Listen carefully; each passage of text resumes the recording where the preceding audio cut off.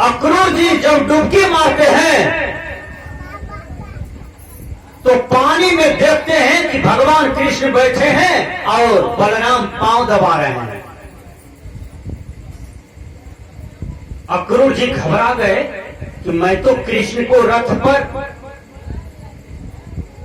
छोड़ करके आया हूं, रथ पर कृष्ण बैठे हैं, बलराम बैठे हैं, दोनों बातचीत कर रहे हैं, दोनों बातें बना रहे हैं। इधर मैं पानी में डुबकी मारता हूं तो देखता हूं कि यहां भी कृष्ण है, यहां भी बलराम है। अक्रूर जी बेचारे आश्चर्य में पड़ जाते हैं कि ये क्या हो रहा है। कृष्ण तो वहां है सूखे में, वहां गाड़ी पर है, बलराम बात कर रहे हैं, फिर कृष्ण पानी के अंदर में कैसे आ जाते हैं। अक्रूर जी घबराए जाते हैं।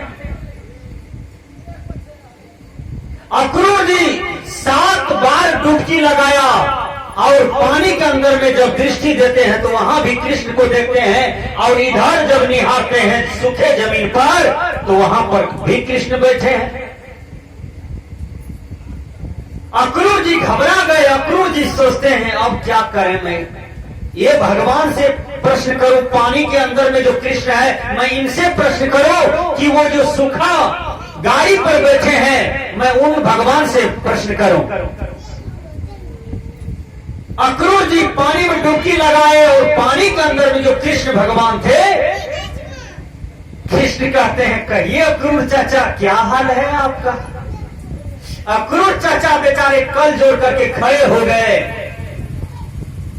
और जब खड़े हुए तो अपना मुड़ी ऊपर किया तो वहां पर कृष्ण भगवान गाड़ी पर बैठे हैं और मुस्कुरा रहे हैं। वहां से कृष्ण भगवान भी कहते हैं कहिए अक्रूर चाचा क्या हाल है।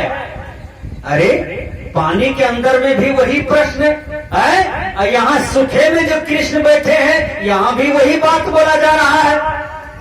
इसका मतलब है कि कृष्ण कोई साधारण पुरुष नहीं है, जहां देखता हूं मैं वही कृष्ण ही नजर आता है। सज्जनों, यह कहानी का भाव है, कृष्ण सबके अंदर में बैठा है, आपके अंदर में भी कृष्ण है, ये मंच वाले संत महात्मा के अंदर में भी कृष्ण है, आप लोग पंडाल में बैठे हैं आपके अंदर में भी कृष्ण है, राधा है।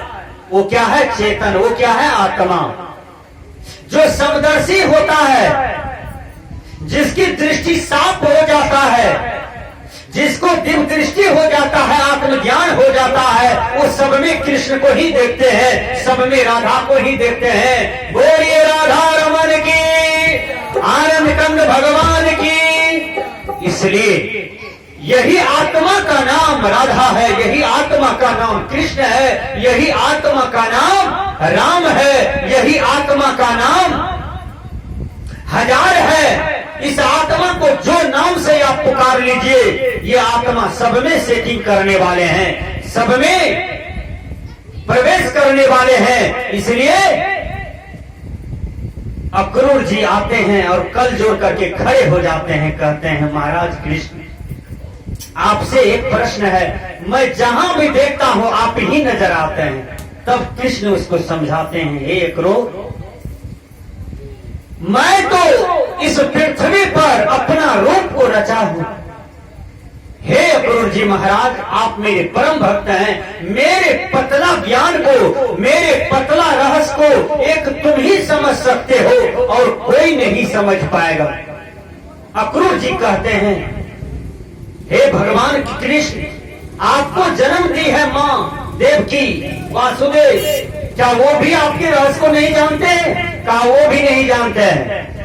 क्या आपको पाले पोसे हैं नंद जी और यशोदा जी, वो भी आपकी शक्ति को नहीं जानते हैं? क्या नहीं जानते हैं? अक्रूर जी कहते हैं, हे भगवान, आपको तो मैं परख गया, आप सर्वशक्तिमान हैं, आप इस धरती में सर्वशक्तिमान हैं, और आपको मैं परख गया, आप अपना थोड़ा सा शक्ति का वर्णन कीजिए। भगवान कृष्ण कहते हैं, आप बोलो अक्रूर जी क्या बोलते हो।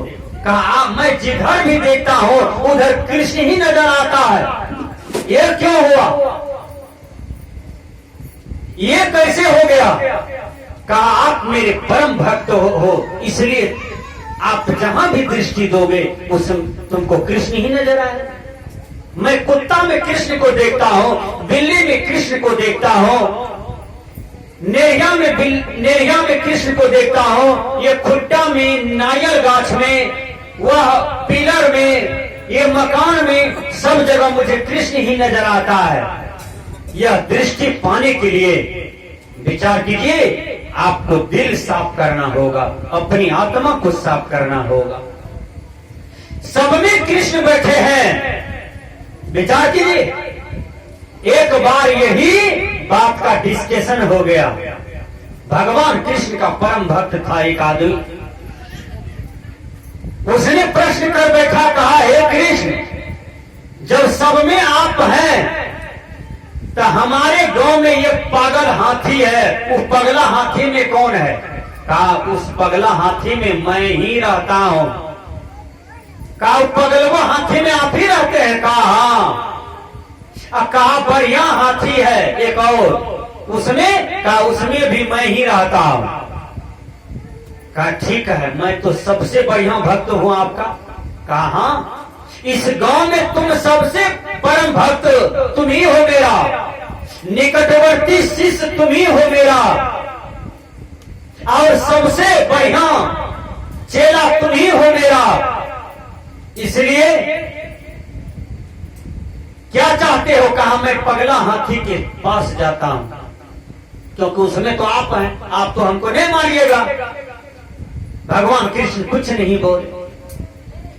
भगवान कृष्ण ने कहा ये धरती कर्म भूमि है, तुमको जो करना है करो, लेकिन मैं ही सब में निवास करता हूं। वो आदमी क्या चल दिया पगला हाथी के पास। बीच में एक आदमी कहा भैया तुम कहां जा रहे हो तेजी से? कहा मैं उस पागल हाथी के पास जा रहा हूं। ठीक से सुनिए। कहा पगला हाथी तो कितने आदमी का धड़ तोड़ दिया, डाला तोड़ दिया, कितने को स्पोर्ट मार दिया, तुम क्यों जा रहे हो पगला हाथी के पास? कहा उसमें मेरा प्रभु कृष्ण निवास करता है, हम अपने प्रभु का निकटवर्ती शिष्य हैं। देखिए निकटवर्ती शिष्य हैं, हमको प्रभु कुछ नहीं कहेगा। कहा तुम्हारा भूल है, मत जाइए, वो पागल हाथी है, कितने को मार बैठा, कितने को दे हाथ तोड़ फोड़ दिया। वो चले गए पगला हाथी के पास। पगला हाथी अब दौड़ता तब दौड़ता, अब आक्रमण करता तब आक्रमण करता, तब तक में एक आदमी दौड़ करके आया, उसका बांह पकड़ करके उसको अपने रूम के अंदर में खींच लिया। वो दौड़े दौड़े चले गए भगवान कृष्ण के पास। कहा हे कृष्ण, आपसे ये प्रश्न है कि आप सब में निवास करते हैं, और पगला हाथी जो हमको मारने के लिए मूड बना लिया था, तो आप क्यों मूड बनाए थे? बोलिए, आप ही ने कहे थे कि हम पगला हाथी में हम ही रहते हैं, अब बढ़िया हाथी में हम ही निवास करते हैं। तब कृष्ण भगवान कहते हैं कि तुमको रास्ते में कोई समझाया था, कोई आदमी? कहा समझाया था। कहा क्या कहा था रास्ते में जो आदमी था? कहा वो हाथी पागल है, वहां मत जाइए, कितने का मर्डर हो चुका है, कितने का हाथ पैर तोड़ के रख दिया पगला हाथी।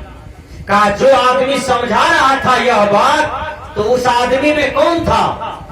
उस आदमी में हम ही थे, हम ही तुमको समझा रहे थे, तुम बात नहीं माना तो तुमको ऐसा हाल होता।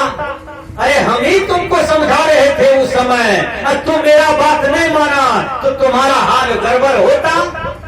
देखिए, तो कहने का भाव है कि सब में कृष्ण निवास करते हैं, सब में राम निवास करते हैं, सब में भगवान निवास करते हैं। ये दृष्टि आपके अंदर में होना चाहिए। भगवान हर जीव में निवास करते हैं, इसलिए अपना दृष्टि को साफ कीजिए, आपको भगवान दिखाई पड़ेगा, भगवान का अनुभव होगा। भगवान आकाश पाताल में नहीं है, भगवान तन रूपी मंदिर को बनाया, इसी मंदिर में भगवान घुस गया। विचार कीजिए, इसी तन मंदिर में भगवान घुस गया, जिसको आत्मा कहते हैं। जिसको चेतन कहते हैं, जिसको जीव कहते हैं, यही जीव पीव हो जाता है। कैसे? यह जीव तब तक जीव है जब तक भोग में है। अब भोग से योग में आ गया तो यही जीव पीव हो गया, यही आत्मा परमात्मा हो गया।